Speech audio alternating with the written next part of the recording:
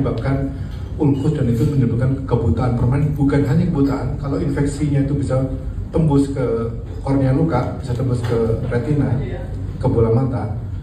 Bola mata itu dekat sekali sama otak. Itu bisa menimbulkan infeksi di otak dan menimbulkan kematian. Itu yang perjalanan yang jarak jauhnya ya, tapi itu harus aware lah, harus hati-hati. Assalamualaikum warahmatullahi wabarakatuh.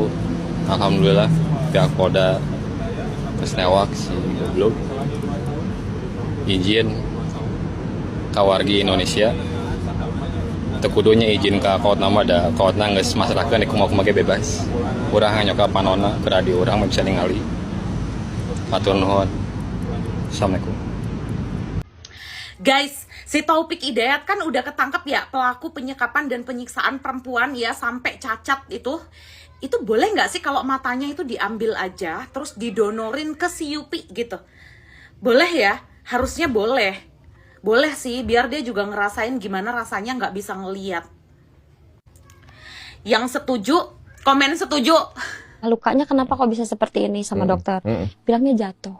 Pitanya? Iya, dari kamar mandi. Pitanya masih ngomong? Masih takut dia, karena dia tahu dia dianterin sama pelaku. Oke. Jatuh dari kamar mandi, dokter mulai curiga. Gak mungkin, kata dokternya, gak mungkin bisa seperti ini. Ini bukan luka yang jatuh dari kamar mandi. Dokternya jadinya tambah penasaran kan? Penasaran. Coba ke penjaga kosnya bilang, coba bisa dihubungkan ke keluarga nggak? Gitu. Nggak tahu, saya cuma penjaga kosan, kata penjaga kosnya. Itu ada suaminya katanya di luar. Dipanggil lah suaminya. Berarti ada di CCTV tuh? Ada. Oke. Dipanggil suaminya. Pas ke dalam tuh sempat melotot gitu ke si penjaga kos. Mungkin kenapa dikasih tahu mungkin ya gitu. Datang, telepon lah. Dari situ mungkin nelpon kami. Oh. Setelah itu dia pergi. Iya. Kenapa dikasih pergi sama pihak rumah sakit? Ada informasi nggak? Nggak ada ya? Nggak bisa ditahan juga kan ya? Jadi abis itu pitanya dirawat, merekanya ditinggalin aja. Iya, merekanya menghilang. Iya. Penjaga kos masih di rumah sakit. Oh, masih ada? Ada. Si pelaku pikir penjaga kos pulang, dia mau nyusul si penjaga kos, mau diancam. Oh, jadi pas dia pas bapak datang itu penjaga kos masih ada? Masih ada, tapi di mana gitu? Mungkin kan luas kan, jadi nggak ketemu. Jadi sempat ketemu nih sama penjaga kos nih? Nggak ketemu. Oh, nggak ketemu juga? Enggak, kalau sama kita maksudnya. Iya. Jadi kalian nggak sempat tanya jawab? Laki-laki biadab yang menyekap pacarnya selama 2 tahun dan menyiksanya sampai udah nggak berbentuk lagi tuh wajah pacarnya ya. Jadi aku udah nonton di podcastnya Denny Sumargo, sebenarnya bagaimana sih kejadiannya gitu ya. Memang jadi gini loh, sebenarnya si perempuannya ini udah tahu gitu loh bahwa si laki-lakinya ini nggak bener, cuma sudah keburu hartanya itu ya, mungkin kayak motornya, terus tabungannya, terus katanya si BPJS-nya juga udah sempet diuangin gitu sama si cowok ini gitu loh. Jadi dia nggak meninggalkan cowok itu dari awal-awal karena merasa bahwa mungkin nih cowok bilangnya nanti saya ganti gitu kali. Mungkin ya kalau saya pikir seperti itu. Karena menurut pengakuan si korban ini bahwa setelah duitnya udah habis, nah mulailah ada penyiksaan itu gitu. Nah jadi kalau menurut aku sih ya, ada beberapa pelajaran sih yang bisa kita ambil dari hal ini ya.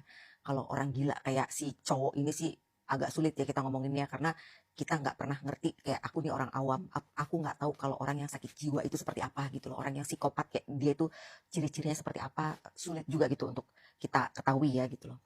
Nah itu mesti dipelajarin juga sih maksud aku. Nah kalau menurut aku sih ya, ini yang pertama, makanya kita orang tua tuh hati-hati gitu loh.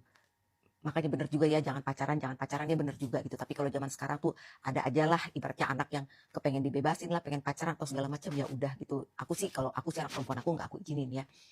Ya memang harus tetap ketat gitu loh. Ketat untuk menjaga anak-anak kita gitu loh. Terus yang kedua, anak-anak juga nih jangan kesel kalau di video call sama orang tua gitu loh. Kita orang tua video call tuh untuk tahu kamu itu masih maaf kata gitu ya, selamat apa enggak gitu loh. Karena kalau dari suara aja kan kita bisa jadi seperti itu, diancam sama seseorang sehingga pura-pura baik-baik aja, pura-pura kerja atau segala macam, bisa jadi seperti itu gitu loh. Nah kita juga ya buat orang tua ya, aku tuh ngambil pelajarannya gini loh.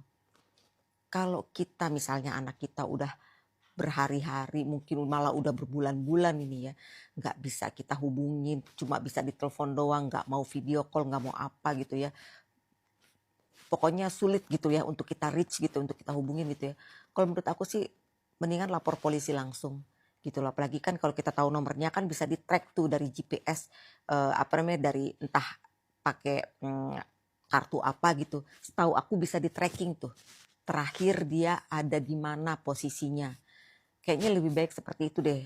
Karena zaman sekarang ya udah orang penyakitnya aneh-aneh. Karena kan video-video ya you know lah, video kayak gitu-gitu gitulah.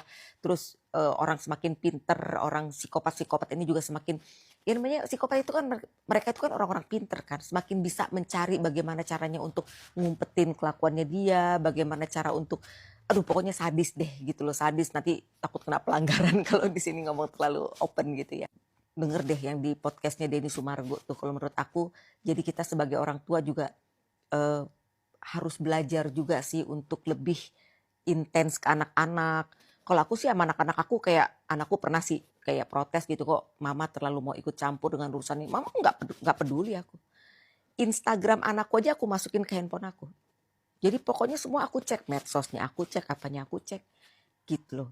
Jadi ya yang penting kita sebagai orang tua juga ya pendekatannya ke anak gitu ya, bahasanya kita, bahasa cinta kita, bahasa kasih sayang kita. Jangan kayak militer-militer banget juga gitu loh. Karena zaman sekarang anak-anak dibikin kayak kita zaman dulu gitu ya, didikan VOC gitu, kayaknya agak-agak sulit juga gitu loh. Jadi diayun aja gitu, untuk ngedidik anak tuh diayun. Tetap kita tahu semuanya tentang dia, tapi kita juga tetap cara komunikasi cinta kasih kita kepada anak juga bagaimana gitu. Kalau menurut aku sih seperti itu ya. Ya mudah-mudahan gak terjadi deh sama anak-anak kita ini. Ngeri banget gitu. Kok bisa ada orang sesadis itu ya. Laki-laki sesadis itu kok ada gitu loh. Ya mudah-mudahan ya diberikan kemudahan untuk Kak Yupi yang korban ya. Dan diberikan ketidakmudahan untuk yang siapa sih namanya Taufik, namanya nambah bagus-bagus tapi kok kelakuannya nauzubillah. Itu orang tuanya gimana ya? Ngelihat anaknya kayak gitu sedih apa gimana ya? Aduh, nauzubillah. Hukum paling adil untuk Taufik Hidayat ini adalah mendonorkan matanya kepada korban. Itu bukanlah hukum yang adil. Konsep hukum mata dibalas mata itu adalah konsep hukum primitif yang melanggar HAM. Itu bukanlah hukum yang primitif. Itu adalah hukum paling rasional untuk mengembalikan hak korban. Itu bukanlah konsep hukum yang rasional. Ketika negara mengambil paksa organ manusia untuk diberikan kepada korban, itu sama saja menegakkan keadilan dengan menjadi penjahat juga. Setiap manusia memiliki hak atas organ yang dimilikinya. Tidak ada yang berhak mengambil organ tubuhnya untuk kepentingan apapun, termasuk oleh negara.